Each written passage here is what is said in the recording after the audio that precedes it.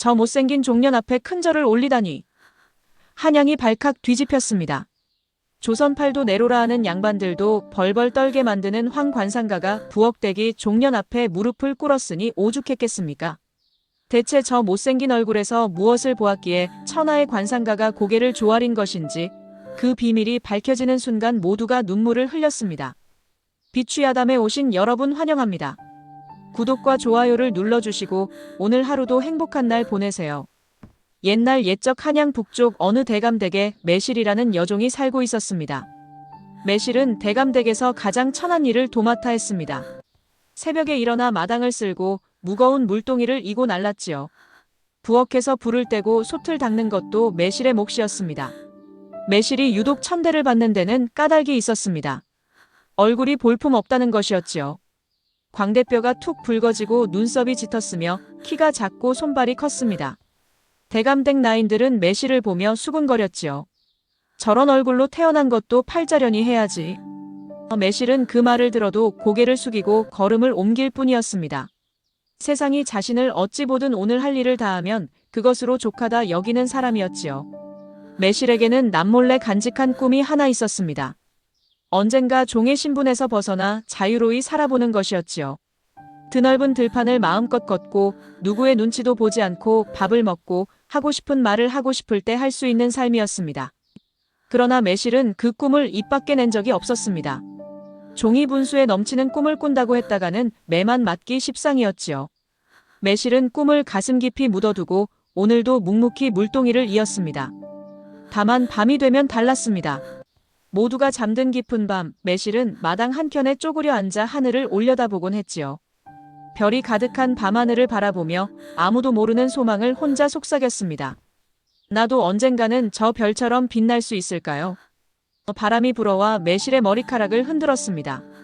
대답은 없었지요. 그러나 매실은 그 물음을 거두지 않았습니다.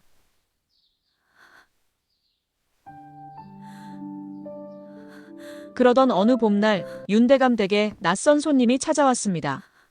허름한 도포를 걸쳤지만 걸음걸이가 예사롭지 않은 노인이었지요. 윤대감은 그 손님을 사랑채로 맞아들이며 몸소 자리를 권했습니다. 평소 누구에게도 굽히지 않던 윤대감이 노인 앞에서는 공손하기 짝이 없었지요. 황 관상가였습니다. 조선 팔도에서 모르는 이가 없는 인물이었습니다. 임금의 신하들도 그의 말 한마디에 귀를 기울였고 혼인을 앞둔 집안에서는 앞다투어 그를 모셔가려 했지요. 황 관상가의 눈에 들면 출세가 보장된다는 소문이 자자했습니다. 윤대감은 손자의 관상을 보아달라며 황 관상가를 불러들인 것이었습니다. 매실은 사랑채에 차를 들고 들어가다가 황 관상가와 눈이 마주쳤습니다. 얼른 고개를 숙이고 차를 내려놓으려는데 황 관상가의 눈빛이 갑자기 달라졌지요. 노인의 눈이 매실의 얼굴에 고정되었습니다. 손에 들고 있던 찻잔이 천천히 내려갔지요. 매실은 영문을 몰라 그 자리에 굳어버렸습니다. 황 관상가는 한동안 말을 잃었습니다. 매실의 얼굴을 뚫어지게 바라보더니 자리에서 천천히 일어났습니다. 윤대감이 어리둥절한 표정으로 바라보는 가운데 황 관상가는 매실 앞에 나아가 땅에 무릎을 꿇었지요. 그러고는 깊이 머리를 조아렸습니다. 사랑채 안이 순식간에 얼어붙었습니다. 윤대감의 입이 떡 벌어졌지요. 조선팔도 내로라 하는 양반들도 먼저 허리를 굽히게 만드는 황 관상가가 종년 앞에 큰 절을 올리고 있었으니까요. 매실은 너무 놀라 뒷걸음질을 쳤습니다. 어르신, 이게 무슨 일이시옵니까? 소인은 그저 천한 종이옵니다. 황 관상가는 고개를 들며 말했습니다. 천한 종이라니요? 소인이 평생 관상을 보아왔지만 이런 얼굴은 처음 보았습니다. 윤대감이 다급히 물었습니다. 아니, 대체 저 계집의 얼굴에서 무엇을 보셨단 말이오? 황 관상가는 천천히 자리로 돌아가 앉으며 입을 열었습니다. 대감, 저 낭자의 얼굴에는 1000명을 살릴 귀인의 상이 담겨 있습니다. 윤대감의 얼굴이 굳었습니다. 1000명을 살린다니 그게 무슨 말씀이오? 저것은 그냥 부엌대기 종년이오. 황 관상가는 고개를 저었습니다. 관상은 신분을 보지 않습니다. 저 낭자의 눈썹 사이에는 큰 덕이 서려 있고 광대뼈의 기운은 수많은 사람을 품을 너그러움을 담고 있습니다. 손발이 크고 우람한 것은 평생 남을 위해 일할 팔자이지요. 소인이 살면서 이런 관상은 3번 보았습니다만 셋 모두 후세의 이름을 남긴 인물이었지요. 매실은 문 밖에 선 채 그 말을 듣고 있었습니다. 가슴이 두근거렸지요. 평생 못생겼다는 말만 들어온 얼굴이었습니다. 그 얼굴에서 덕이 보인다는 말이 믿기지 않았지요. 그러나 황 관상가의 목소리는 조금도 흔들림이 없었습니다. 윤대감은 한동안 매실을 바라보았습니다. 그 눈빛이 처음으로 달라졌지요. 평생 천덕꾸러기 취급을 하던 종년을 새삼 다시 보는 눈빛이었습니다. 매실은 고개를 숙인 채 사랑채를 빠져나왔습니다. 가슴속에서 무언가가 조용히 피어오르고 있었지요. 황 관상가가 떠난 뒤 대감댁 분위기가 달라졌습니다. 나인들이 매실을 대하는 눈빛이 바뀌었지요. 어제까지 허드렛일만 시키던 이들이 매실 앞에서 말을 고르기 시작했습니다. 매실에게 함부로 굴었다가 나중에 무슨 봉변을 당할지 모른다는 계산이었지요. 매실은 그 달라진 시선이 오히려 불편했습니다. 관상 한마디에 사람을 대하는 태도가 달라진다는 것이 마뜩잖았지요. 어제의 나와 오늘의 나는 같은 사람인데 황 관상가의 말 한마디가 사람들의 눈을 바꾸어 놓은 것이었습니다. 윤대감은 매실을 불러들였습니다. 앞으로 부엌일은 면하여 주겠다. 안채에서 마님을 모시도록 하여라. 매실은 고개를 숙였습니다. 황송하옵니다, 대감마님. 그러나 매실의 마음속에는 여전히 풀리지 않는 의문이 하나 남아 있었습니다. 천명을 살릴 귀인의 상이라는 말이 대체 무슨 뜻인지, 그 말이 자신의 삶과 어떻게 이어지는지 알 수 없었지요. 매실은 그날 밤에도 마당에 나와 별을 올려다보았습니다. 별빛이 유난히 밝은 밤이었지요. 그러던 어느 여름, 고을에 무서운 전염병이 돌기 시작했습니다. 처음에는 아랫마을 한두 집에서 시작되었지요. 그러나 며칠이 지나자 온 고을로 번졌습니다.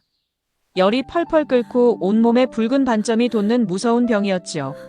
하루에도 몇 명씩 쓰러졌고 의원들은 손을 놓았습니다. 사람들은 두려움에 문을 걸어 잠갔습니다. 윤대감 댁도 마찬가지였지요. 대문을 굳게 닫고 아무도 들이지 않았습니다. 바깥에서 신음소리가 들려와도 못 들은 척했지요. 매실은 그 소리를 듣고 밤새 잠을 이루지 못했습니다. 이튿날 새벽 매실은 몰래 대문을 열었습니다. 치마폭에 미음솥을 싸들고 병자들이 쓰러진 아랫마을로 향했지요. 윤대감이 알면 호된 꼬지람이 떨어질 것이 뻔했지만 매실은 발걸음을 멈추지 않았습니다. 아랫마을은 처참했습니다. 길바닥에 쓰러진 이들이 즐비했고 울음소리가 그치지 않았지요. 매실은 소매를 걷어붙였습니다. 미음을 끓이고 물을 길어 나르고 병자들의 이마에 찬 수건을 얹었습니다. 쉬지 않고 움직였지요. 매실이 아랫마을에 내려간 지 사흘째 되던 날이었습니다. 윤대감이 그 사실을 알게 되었지요. 대감은 불같이 화를 냈습니다. 저 미련한 것이 병이라도 옮아오면 어쩌려고. 당장 데려오너라. 나인 둘이 아랫마을로 달려갔습니다. 그러나 매실을 찾아온 나인들은 발걸음을 멈추었지요. 매실이 병자들 사이를 누비며 쉴 새 없이 움직이는 모습을 보았기 때문이었습니다.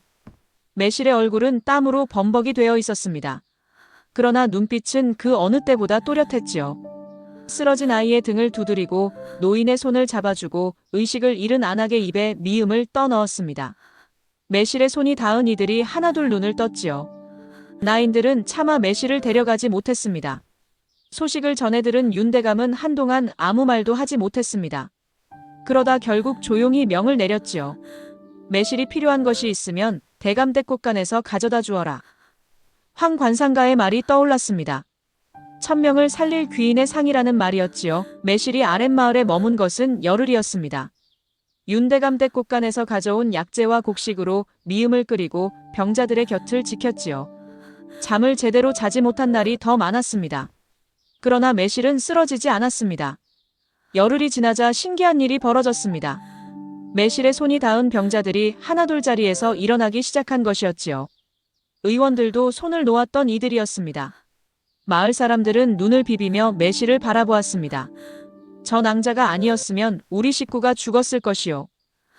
대체 저 낭자는 누구란 말이요. 소문이 퍼졌습니다. 윤대감댁 여종이 전염병 마을에 홀로 뛰어들어 수십 명을 살렸다는 이야기였지요. 고을 사또의 귀에까지 그 소문이 닿았습니다. 사또는 매실을 관하로 불러들였습니다. 매실은 영문을 모른 채 관하 문을 들어섰지요. 사또는 매실을 바라보더니 자리에서 일어나 고개를 숙였습니다. 낭자의 덕으로 이 고을 백성들이 살았소. 진심으로 감사하오. 매실은 당황하여 뒷사또는 매실에게 면천첩을 내렸습니다. 종의 신분에서 벗어나 자유로운 백성이 되라는 문서였지요. 매실은 떨리는 손으로 면천첩을 받아들었습니다. 눈앞이 흐려졌지요. 어린 시절부터 꿈꾸어왔던 것이었습니다. 누구의 눈치도 보지 않고 살아가는 삶이었지요. 그것이 이렇게 찾아올 줄은 몰랐습니다. 병자들의 손을 잡고 미음을 떠먹이다 보니 어느새 이루어진 것이었지요. 10-21 윤대감은 매실을 불러 말했습니다. 내가 이댁종으로 있는 동안 내 눈이 멀었구나. 미안하다. 매실은 고개를 숙였습니다. 대감마님, 소인을 거두어 주신 것만으로도 감사하옵니다. 윤대감은 그 말에 한동안 말을 잇지 못했지요. 매실이 대감댁 문을 나서던 날, 나인들이 모두 나와 배웅했습니다. 어제까지 수군거리던 이들이었지요.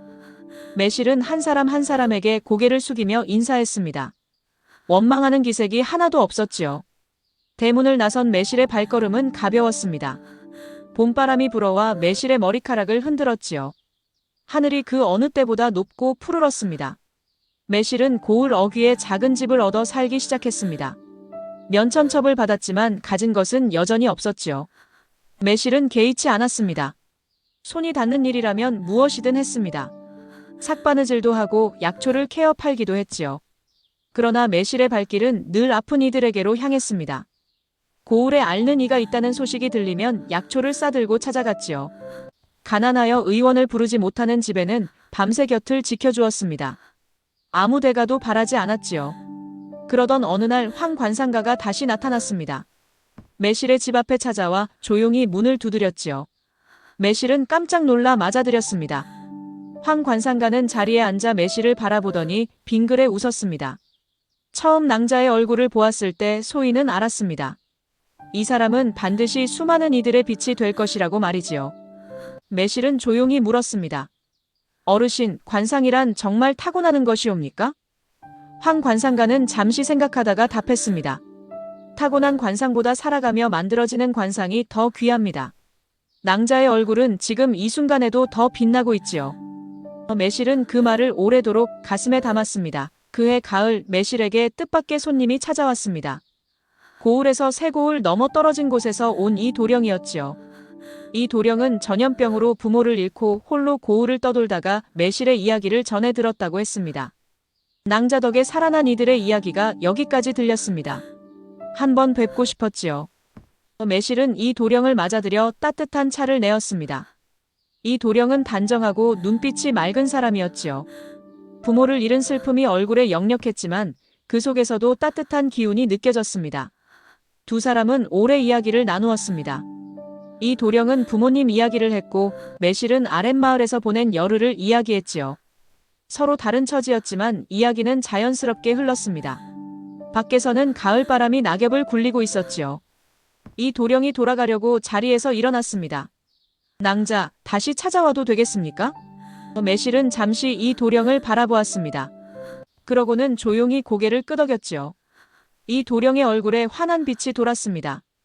달빛이 두 사람 사이를 고요히 비추었습니다. 이 도령은 약속대로 다시 찾아왔습니다. 처음에는 열흘에 한 번이었지요. 그것이 닷새에 한 번이 되었고 어느새 이틀에 한 번이 되었습니다.